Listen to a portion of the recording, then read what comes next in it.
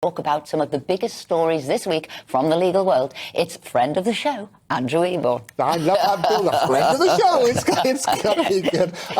And what a week it's been. We've had all sorts of things. Winnie the Pooh turned into a horror movie.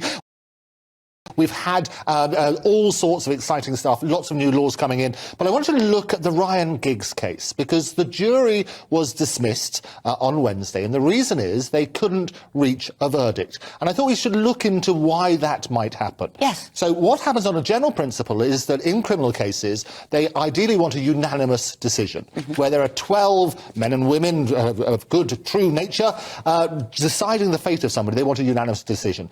If that cannot be reached, what it says is after about 2 hours, it tends to be 2 hours, 10 minutes allowed backwards and forwards to the court, you can have what's called a majority decision. But that majority decision can either be 10-2, it sounds like a score, doesn't it, for our good friends in the football world, or it can be, if there's less than 12 jurors, as there was in this case, then you can have, there are only 11 because somebody became sick, you can have 10-1.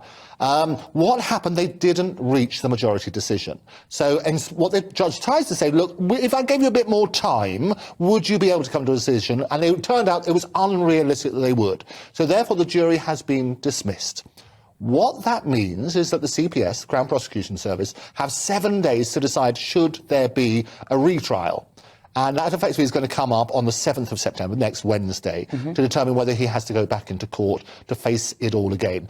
Ryan, obviously, it should be said, is obviously denying all of the charges, and therefore those sort of factors will be taken into consideration when people are looking at it. So the CPS have to decide whether or not there's a realistic prospect of a conviction, is that? Well, what they do, they will reassess. They'll normally go for a retrial. They would look at what the sort of evidence that may have come out during the trial, what are the reasons they may not have been able to reach a decision, take into account the views of the judge, of the victims, or alleged victims in that sort of case. That's what normally happens for a retrial. And they will then determine whether it goes ahead or not. What's really interesting, though, is other aspects, because Gary Neville is also splashed all over the newspapers at the moment about a potential contempt of court. And what this was to do with was his Instagram. He's got 1.5 million, almost as many as you two, 1.5 million followers on Instagram. And he made a post, which I won't repeat here, but in case the same thing could happen, but he made a post during the Ryan Giggs trial, which he said had nothing to do with Ryan at all. It's to do with the Glazers and that sort of stuff.